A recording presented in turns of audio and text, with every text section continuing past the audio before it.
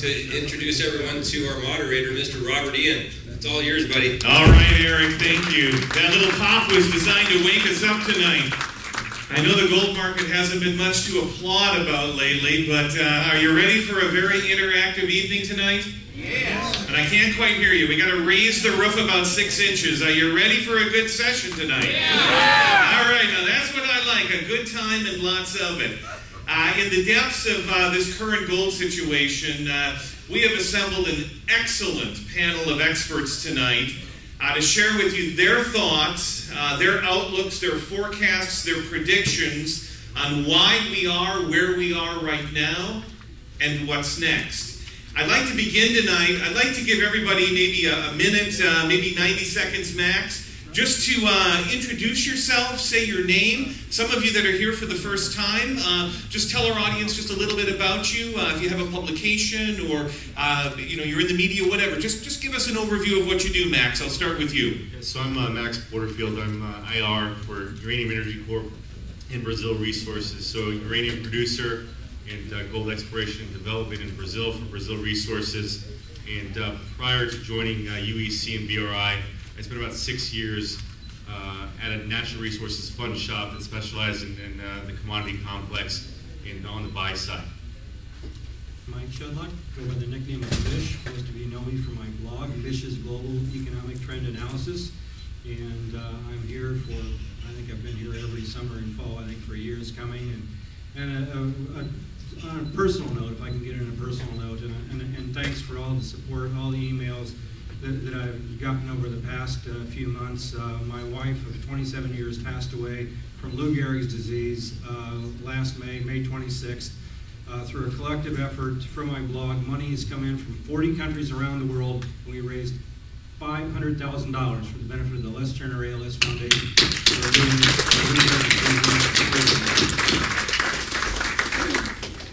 My name is Chris Temple. I'm editor and publisher of the National Investor. I've been at this show a number of times over the last dozen years or so, on and off. And unlike a lot of newsletters, mine starts from a macro perspective. I first look at the global economy, what the markets are doing, the banking system is doing, kick all of those tires, and then decide what to do as far as an investment policy is concerned. I'm Jay Taylor, editor of a newsletter called Jay Taylor's Gold, Energy, and Tech Stocks. I also host a radio show called Turning Hard Times into Good Times. It's a weekly show that airs live on web radio between 3 and 5 Eastern Time.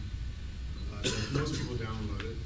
The best place to go to access the radio show and everything else I do is J Taylor Media. That's J-A-Y Taylor, T-A-Y-L-O-R Media.com. And I might also add that if you go there and you buy the excellent products at All-in-One Preparedness, you get a 5% discount if you click through my website. So go there, and also take seriously All-in-One Preparedness. I think, the problem with All-in-One Preparedness is people don't want to buy anything until they need it, and then you can't get it. So I think you take that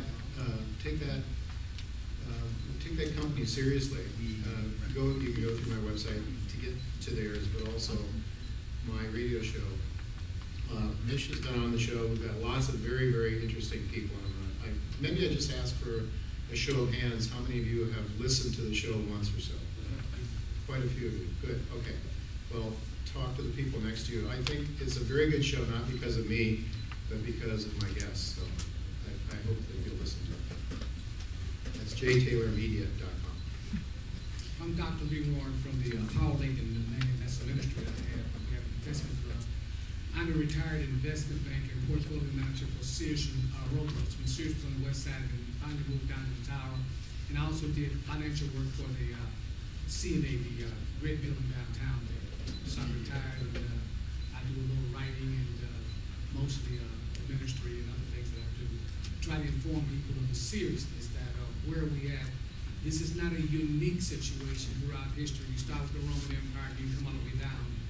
To get a good situation of where we're going, just look at Argentina and Venezuela, and you can wind up with Cyprus, and you got a good idea of the impact that we are in serious, serious trouble, and there'll be much, much, much pain. This is not something you escape with a light flu. This is like metastasis of cancer, stage 4. That's right.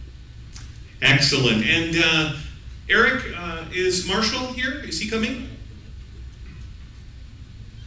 We'll let him join whenever he gets here. Tonight, I want you to raise your hands if you have questions. I'm going to kind of dash around the audience here.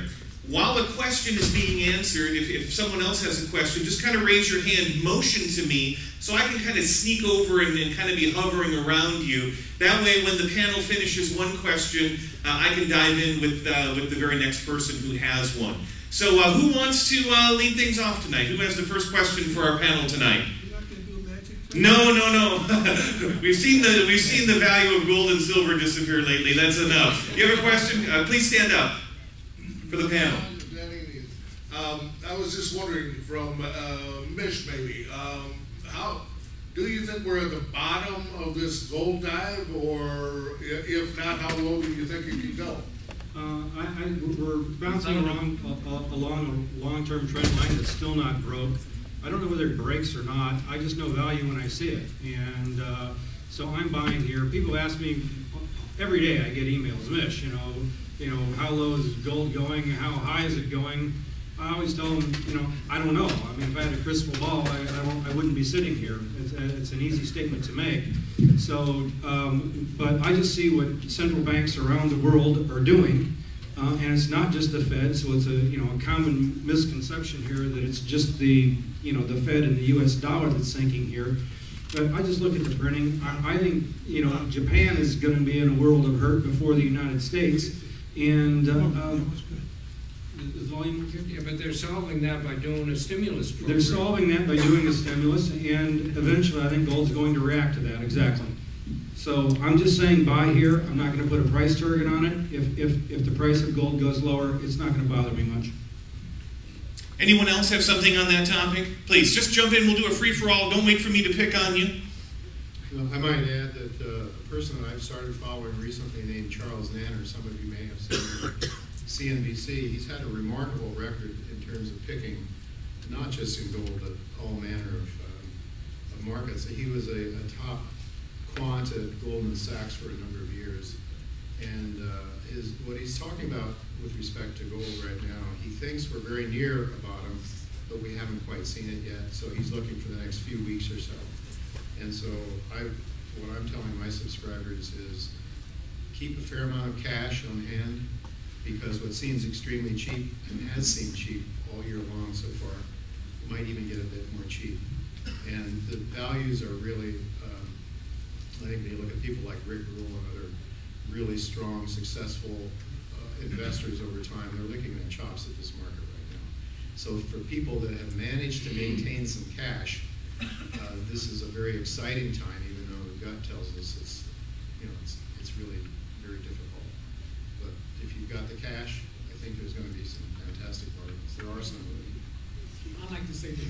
This is not unique. If you go back to the 1980s, we had two, I said twice, three times, two almost 50% pullbacks in gold from 71 to the top 1980. So this isn't unique. I mean, we had a little help with the feds and the boys, but you're going to have these types of pullbacks normally, but due to the manipulation, it's done more to the downside. But just look at it as an opportunity for you to take advantage of this, because I think, I'm willing to bet you 10 ounces of silver, we won't see these levels again. Because whatever they do to stimulate on the next leg up, it's going to be worldwide. Worldwide, everybody's going to have to pump simultaneously, like at these G20s. It's what we got to do, boys. We got to pump. We got to print like hell just to get some type of growth, which will be just temporary, and effervescence. And that will be an opportunity. And I'll tell you, gold will go through the roof. Now, you had one example with the Cyprus situation.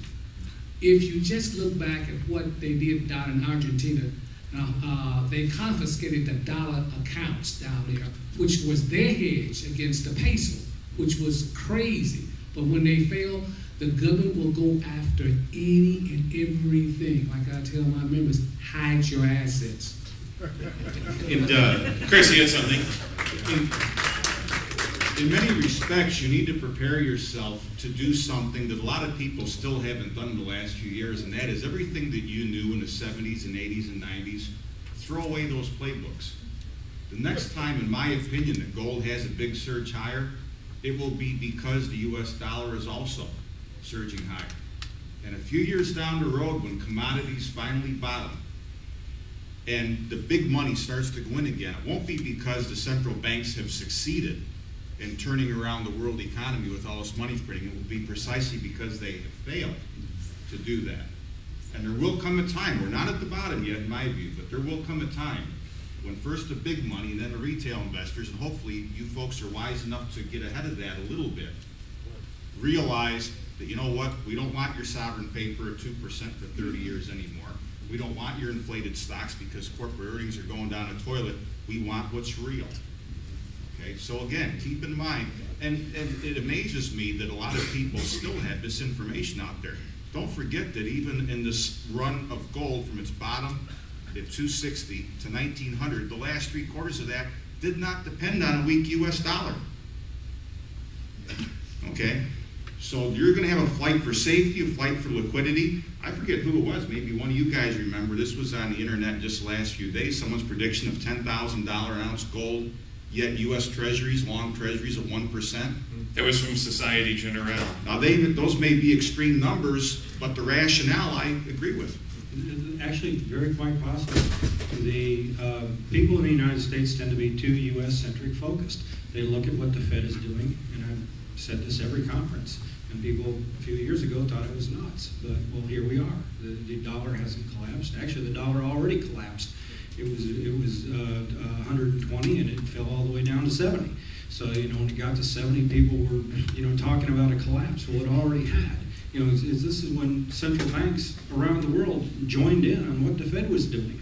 You know, and Japan's doing it now in spades. I think that's where there's going to be a currency blow up, and I don't think it's going to be the U.S. dollar first. I don't know that it'll be Japan next. It might be a pot that no one's watching. Certainly no one was watching Cyprus, actually. When Cyprus blew up, everyone was watching Spain. So, you know, out of left field somewhere, there's going to be a currency crisis, perhaps in the UK, with all the crazy things they're doing there. But the people in the United States have just been too U.S.-centric focused, and it is entirely possible, and in fact, I would predict, as I have, that the U.S. dollar is going to hold up as gold rises. It did before in 2005, and I think it's going to do so again.